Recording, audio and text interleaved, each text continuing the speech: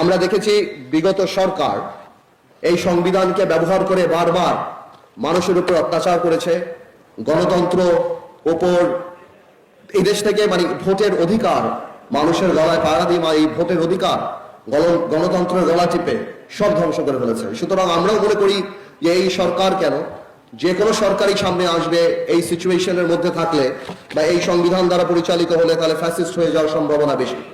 কিন্তু এর বাইরে আমি যেটা মনে করি যে যত দামি গাড়ি নিয়ে আসুন, যত দামি বাবুর্চি নিয়ে আসুন বা উপাদান নিয়ে আসুন, বাবুর্চি আর গাড়ির চালক যদি ভালো না হয় তাহলে ভালো খানাও আপনি পাবেন না, সে গাড়িও গন্তব্যে যাবে না।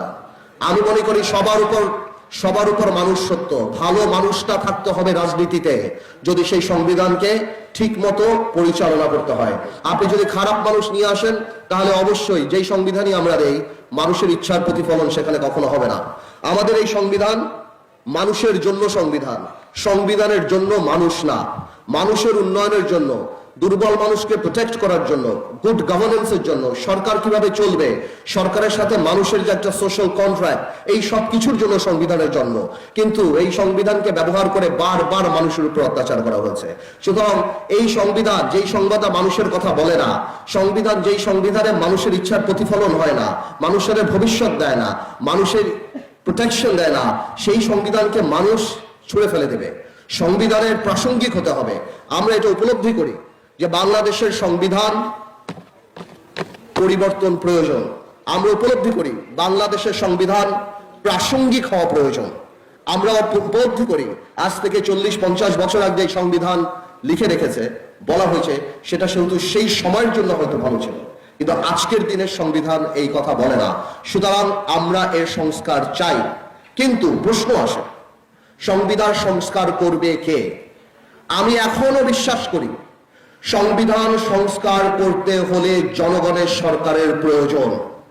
আমরা বিশ্বাস করি নির্বাচিত সরকারই সংবিধান সংস্কার করার নৈতিক অধিকার রাখে।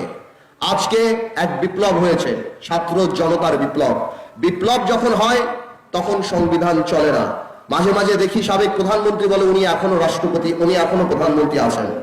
উনি এইটা ওনার কেন, আওয়ামী লীগের যারা আছেন সবার উপলব্ধি করতে হবে, যখন বিপ্লব হয় তখন কোন সংবিধানে কি প্রধানমন্ত্রী পালিয়ে যাওয়ার কোনো কিছু লেখা থাকে? কোনো কিছু লেখা থাকে না। তো সুতরাং যখন বিপ্লব হয় তখন আমরা মনে করি একটা বিপ্লবী সরকার যদি থাকতো, সেখানে যদি ইউনূস সাহেব রাষ্ট্রপতি হয়ে সর্বদল মিলিয়ে একটা সরকার গঠন করত, আমার মনে হয় সেটা আরো ভালো হতো। যাই হোক, এই ইন্টারিম সরকার আসছে, আমরা সর্বাত্মক সহযোগিতা করছি।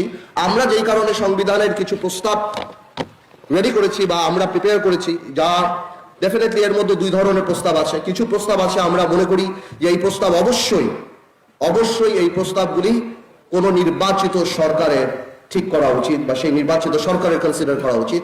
আর কিছু প্রস্তাব আছে সেগুলি আমি মনে করি আমরা সব দলরা মিলে, বা যেহেতু এটা জনগণের সরকার, জনগণের ভোট দ্বারা নির্বাচিত সরকার না, কিন্তু আমি মনে করি আমরা যদি সবাই একমত হই তাহলে আমরা সেই প্রস্তাবগুলি দিতে পারি এবং এগুলি যুগোপযোগী, এগুলি ইউনূস সাহেবের সরকার সেগুলিকে আমলে নিতে পারে।